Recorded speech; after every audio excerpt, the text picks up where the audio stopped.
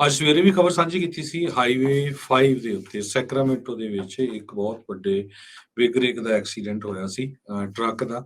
ਤੇ ਜਿੱਥੇ ਟਰੱਕ ਪੂਰੀ ਤਰ੍ਹਾਂ ਸੜ ਕੇ ਸੁਆਹ ਹੋ ਗਿਆ, 8:44 ਦੇ ਉੱਤੇ ਅੱਜ ਸਵੇਰੇ ਇਹ ਘਟਨਾ ਵਾਪਰੀ ਸੀ। ਕਾਲਟ੍ਰੇਨ ਨੇ ਕਿਹਾ ਵੀ 6 ਵਜੇ ਤੱਕ, ਜਾਣੀ ਕਿ ਹੁਣ ਤੱਕ, ਇਹ ਜੋ ਹਾਈਵੇ ਆ ਉਸ ਨੂੰ ਖੋਲ ਦਿੱਤਾ ਜਾਊਗਾ।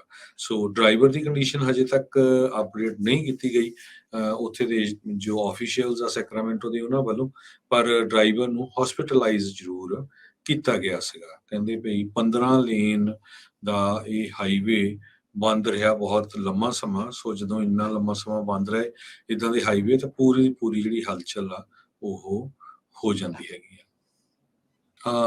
ਅਗਲੀ ਖਬਰ ਜਿਹੜੀ ਅੱਜ ਸਵੇਰ ਤੋਂ ਹੀ ਬਹੁਤ ਹੀ ਤੇਜ਼ ਹਵਾਵਾਂ ਜੋ ਆ ਉਹ ਕੈਲੀਫੋਰਨੀਆ 'ਚ ਚੱਲੀਆਂ। ਕਹਿੰਦੇ ਪਏ 30 ਮੀਲ ਪਰ ਆਵਰ ਦੇ ਹਿਸਾਬ ਨਾਲ ਜੋ ਗਸਟੀ ਵਿੰਡ ਸੀਗੀਆਂ ਉਹ ਲਗਭਗ ਪੂਰੇ ਕੈਲੀਫੋਰਨੀਆ 'ਚ ਚੱਲੀਆਂ, ਜਿਹਦੇ ਨਾਲ ਬਹੁਤ ਸਾਰੇ ਟਰੀ ਜੋ ਆ, ਦਰਖਤ ਆ, ਉਹ ਵੀ ਟੁੱਟੇ ਹੈਗੇ ਆ। ਤੇ ਸ਼ਾਮ ਦੇ ਵਿੱਚ, ਸ਼ਾਮ ਵਾਲੇ ਟਾਈਮ 'ਚ, ਇਸ ਟਾਈਮ ਥੋੜ੍ਹੀਆਂ ਹਵਾਵਾਂ ਦੀ ਜਿਹੜੀ ਉਹਨਾਂ ਦੀ ਇੱਕ ਤਰ੍ਹਾਂ ਦੇ ਨਾਲ ਆਪਾਂ ਕਹਿ ਸਕਦੇ ਹਾਂ ਜ਼ੋਰ ਸੀ, ਉਹ ਘਟ ਗਿਆ ਹੈਗਾ। ਸੋ ਉਹ ਹਵਾ ਦੀ ਜੋ ਰਫਤਾਰ ਆ ਉਹ ਕਾਫੀ ਘਟੀ ਹੈਗੀ ਆ। ਸਵੇਰੇ ਠੰਡ ਵੀ ਕਾਫੀ ਸੀ ਤੇ ਫਰੋਸਟ ਆਪਾਂ ਕਹਿ ਦਿੰਦੇ ਆ, ਤੇ ਉਹ ਕਾਫੀ ਜ਼ਿਆਦਾ ਸੀਗੀ। ਆਫਟਰਨੂਨ ਦੇ ਵਿੱਚ ਇਹ ਸਾਰਾ ਕੁਝ ਸਾਫ਼ ਹੋ ਗਿਆ। ਸੋ ਮੌਸਮ ਇੱਕਦਮ ਜਿਹੜਾ ਨਾਰਮਲ ਸੀ ਉਹ ਤਾਂ ਹੁਣ ਬਹੁਤ ਠੰਡਾ ਹੋ ਗਿਆ ਹੈਗਾ।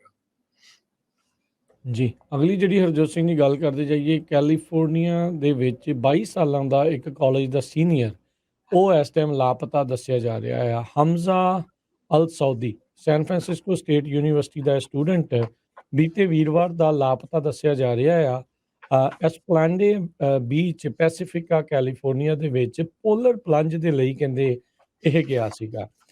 19 ਜਨਵਰੀ ਦੀ ਸਵੇਰੇ 10:30 ਵਜੇ ਕਹਿੰਦੇ ਪੁਲਿਸ ਨੂੰ ਸੱਦਿਆ ਗਿਆ ਸੀਗਾ ਬੀਚ ਦੇ ਉੱਤੇ, ਕਿਉਂਕਿ ਵੀ ਕਹਿੰਦੇ ਵੀ ਸਵਿਮਰ ਜਿਹੜਾ ਆ ਉਹ ਡਿਸਟ੍ਰੈਸ ਦੇ ਵਿੱਚ ਸੀ। 22 ਸਾਲਾਂ ਦਾ ਅਲ ਸਊਦੀ ਕਹਿੰਦੇ ਵੀ ਇਸ ਨੂੰ ਇੱਕ ਵੱਡੀ ਜਿਹੜੀ ਵੇਵ ਆ ਉਸ ਨੇ ਹਿੱਟ ਕੀਤਾ ਤੇ ਬਾਅਦ ਦੇ ਵਿੱਚ ਉਹ ਹੋਰ ਜ਼ਿਆਦਾ ਆ ਤੱਟ ਤੋਂ ਦੂਰ ਹੋ ਗਿਆ। ਉਹਦੇ ਨਾਲ 2 ਹੋਰ ਜਾਣੇ ਸੀਗੇ ਜਿਹੜੇ ਸਵਿਮ ਕਰਕੇ ਸ਼ੋਰ ਦੇ ਉੱਤੇ, ਤੱਟ ਦੇ ਉੱਤੇ ਪਹੁੰਚ ਗਏ ਤੇ ਉਹਨਾਂ ਨੇ 911 ਕਾਲ ਕੀਤੀ ਸੀ। ਯੂਐਸ ਕੋਸਟ ਗਾਰਡ ਨੇ 에ਅਰਕ੍ਰਾਫਟ ਸਰਵਿਸ ਵੈਸਲ ਜਿਹੜਾ ਆ ਉਹ ਘੱਲਿਆ ਅਲ ਸਊਦੀ ਨੂੰ ਲੱਭਣ ਦੇ ਲਈ, ਪਰ ਅਜੇ ਤੱਕ ਵੀ ਉਹ ਲਾਪਤਾ ਦੱਸਿਆ ਜਾਂਦਾ। ਬਗਦਾਦ ਦਾ ਜੰਮਿਆ, ਇਰਾਕ ਤੋਂ ਅਲ ਸਊਦੀ ਸੈਨ ਫਰਾਂਸਿਸਕੋ ਸਟੇਟ ਦੇ ਵਿੱਚ ਪੋਲੀਟੀਕਲ ਸਾਇੰਸ ਦੇ ਵਿੱਚ ਮੇਜਰ ਇਹ ਕਰ ਰਿਹਾ ਸੀਗਾ ਤੇ ਮਾਈਨਰ ਕਰ ਰਿਹਾ ਸੀਗਾ ਅਰਬ ਸਟੱਡੀਜ਼ ਦੇ ਵਿੱਚ। ਕਾਲਜ ਨੇ ਇਹ ਜਾਣਕਾਰੀ ਦਿੱਤੀ ਹੈਗੀ ਆ। ਸੋ ਇਹ ਹੁਣ ਬੜੀ ਮੰਦਭਾਗੀ ਜਿਹੜੀ ਹਰਜੋਤ ਸਿੰਘ ਜੀ ਖਬਰ ਜਿਹੜੀ ਆ ਰਹੀ ਆ।